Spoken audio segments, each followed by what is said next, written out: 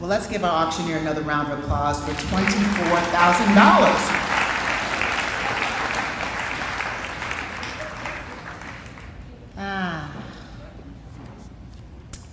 Ladies and gentlemen, it is indeed my distinct pleasure to introduce some kind of young man.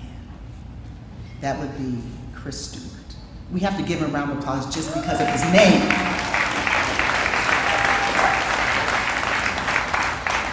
You see, Chris Stewart has two mothers.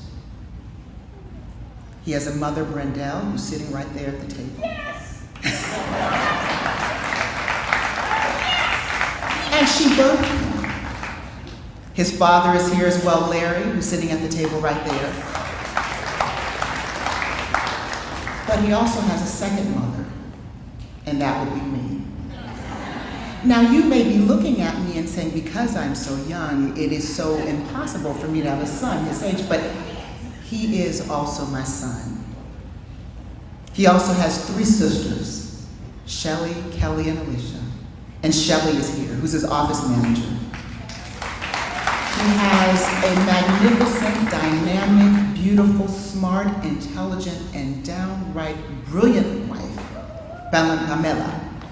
She's right there, and she, as you all know, is an immigration attorney who every single day fights for those who have no rights, for the voiceless in this country. And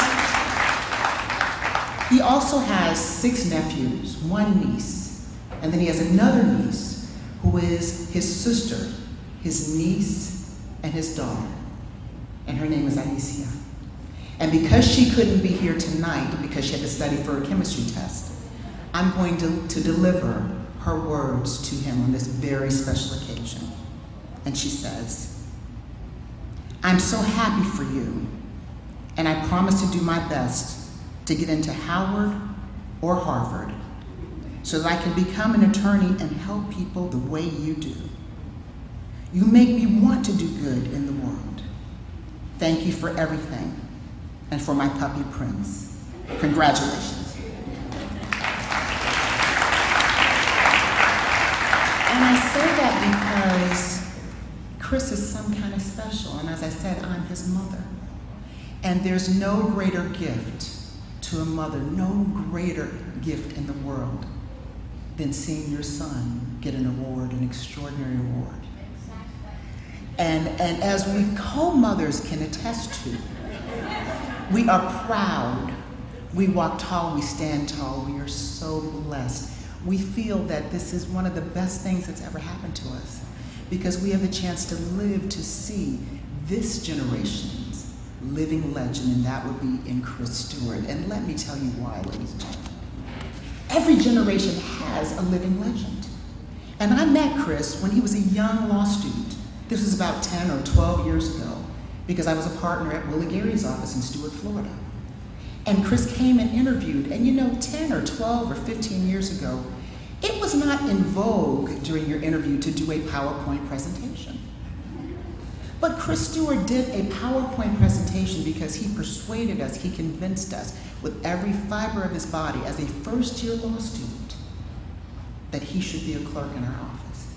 And we recognized in him then that he was going to be a star. He was not just going to be a star, he was going to be a superstar. He was going to be that lawyer to rise above, which is what he's done. Now, we're all wonderful lawyers, you understand that. We all think we're wonderful lawyers, and we are. But we have to recognize that there are some that have special gifts. And Chris has a special gift. He has passion. He has compassion. He always has. When he had nothing, as that law student looking at us in the eye and persuading us that he was the best clerk and the person for the job, he had passion.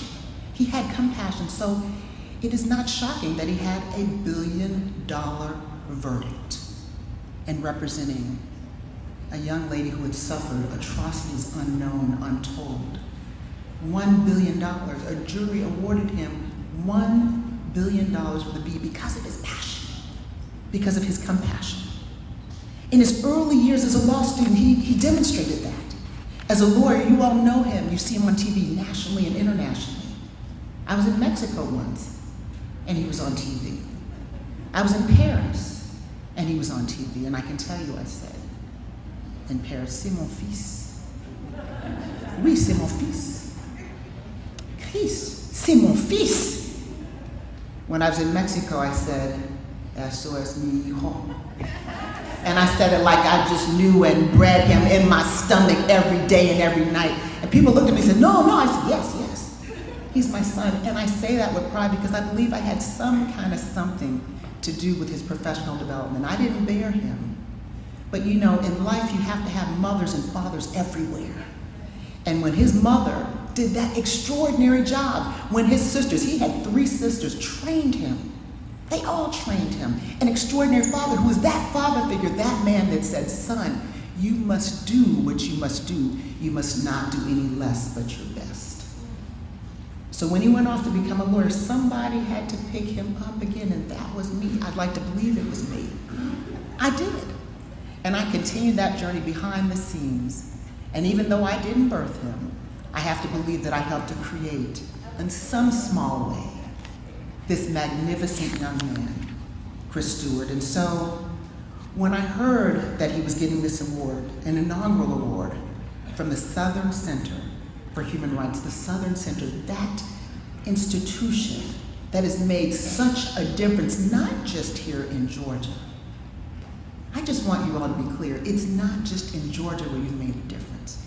You've made a difference throughout this country and the world, because you've shown how an organization, a group of ministers, lawyers, and community leaders in 1976 could see a vision because they were tired of seeing all of these people incarcerated. They were tired of the penal system incarcerating people and killing people.